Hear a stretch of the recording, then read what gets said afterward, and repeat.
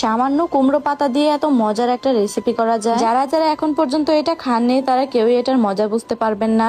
আজকে দুপুরবেলা রান্না করার সময় আমার শাশুড়ি মাকে বলি, ছাদে যেহেতু অনেক চাল কুমড়ো গাছ হয়েছে, চাল কুমড়ো পাতা দিয়ে আজকে একটা রেসিপি করবো। প্রথমে কিছু পাতা নিয়ে নিয়েছি, এরপর আমি কিছু নাগা মরিচ নিয়ে নিচ্ছি, কারণ এই কুমড়ো পাতার রেসিপিটা একটু ঝাল ঝাল হলে ভালো হয়। তাছাড়াও ছাদে থেকে কিছু টাটকা টাটকা কাঁচামরিচ নিয়ে নিচ্ছি। আমাদের ছাদে কিন্তু অনেক রকমের কাঁচামরিচ আছে। এই যে নাগা মরিচ গুলো দেখতেও কিন্তু অনেক বেশি সুন্দর। এখানে পেঁয়াজ, রসুন আর কিছু কাঁচামরিচ ভালোভাবে ধুয়ে নিয়েছি। আর এই যে কাকি শাশুড়ির বাড়ি থেকে কিছু সরিষা নিয়ে আসলাম, কারণ আমাদের ঘরে কোনো রকম সরিষা নেই আজকে। সরিষাগুলো কিছুক্ষণ আমি পানি দিয়ে ভিজিয়ে রাখবো। এই রেসিপিটা করার জন্য সরিষা আর তিল দুইটাই লাগে। আমার শাশুড়ি মা বললো বস্তায় নাকি অনেক অনেক তিল আছে আমাদের, সেখান থেকে কিছু তিল আমাকে এরকম ঘষে দিচ্ছিল, বলছিল এই তিলগুলো আমি ঘষে তোকে পরিষ্কার করে দেই। এই যে দেখুন, একটা রেসিপি করার জন্য কত বেশি কষ্ট করতে হচ্ছে, তবে কষ্ট যেরকম খেতেও ঠিক কতটাই মজা। আর এই রেসিপিটা কিন্তু ওষুধের মতো কাজ করে। যাদের অনেক বেশি ঠান্ডা লেগেছে তারা এই রেসিপিটা খেয়ে দেখতে পারেন, আশা করি অনেকটা ভালো কাজে আসবে। এখানে আমি তিল সরিষা একসাথে ব্লেন্ড করে নিচ্ছি, কিন্তু কপালটা অনেক বেশি খারাপ ছিল,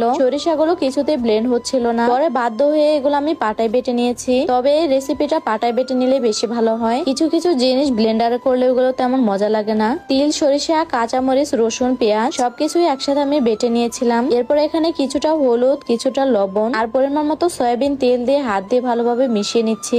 এবার এগুলোকে পাতায় মাখানো পালা। মানিকগঞ্জে যারা যারা আছেন তারা কিন্তু সবাই এই রেসিপিটা চিনতে পারবেন। জানি না অন্যান্য এলাকায় এই রেসিপিটা খেয়ে দেখেছেন কিনা, তবে যারা যারা খেয়েছেন তারা কিন্তু অবশ্যই কমেন্টে জানাবেন সবাই। এই যে দেখুন, এভাবে পাতার মধ্যে কিন্তু মাখিয়ে নিচ্ছি আর সুন্দর করে এগুলো সাজিয়ে নিচ্ছি, এরকম পেঁচিয়ে পেঁচিয়ে। কিভাবে আমি পাতাগুলো সাজিয়ে নিলাম ওইটাও দেখালাম আপনাদের শর্টকাটের মধ্যে। যেহেতু এক হাত দিয়ে ভিডিও করছিলাম আর এক হাত দিয়ে কাজ করছিলাম, তাই ভালো করে হয়তো আপনাদেরকে দেখাতে পারলাম না, তবে যতটুকু দেখিয়েছি অতটুকু আপনারা বুঝে নেবেন। এইভাবে একটা একটা করে সমস্ত পাতা আমি সাজিয়ে নিয়েছি। এবার এগুলোকে ভাপ দেওয়ার পালা। পাতাগুলো ভাপ দেওয়ার জন্য নিয়ে আসলাম আমার টিকিওয়াইউ এর মাল্টি কুকার। এই পাত্রে আমি কিছুটা পরিমাণে পানি দিয়ে আমি গরম বসিয়ে দিলাম। এবার অপেক্ষা করব পানিগুলো বলক আসা পর্যন্ত। মাল্টি কুকারের সাথে একটা স্টিমার ছিল, অনেক সুন্দর, অনেক বড় সাইজের স্টিলের একটা স্টিমার। এটার মধ্যে আমি সমস্ত পাতাগুলো সাজিয়ে নিচ্ছি। এই স্টিমারের মধ্যে কিন্তু আমি স্টিম করে নিব এগুলো। একটা একটা করে সমস্ত পাতায় আমি সুন্দর করে সাজিয়ে নিলাম। এদিকে এই যে পানিগুলো প্রায় বলক উঠে এসেছে।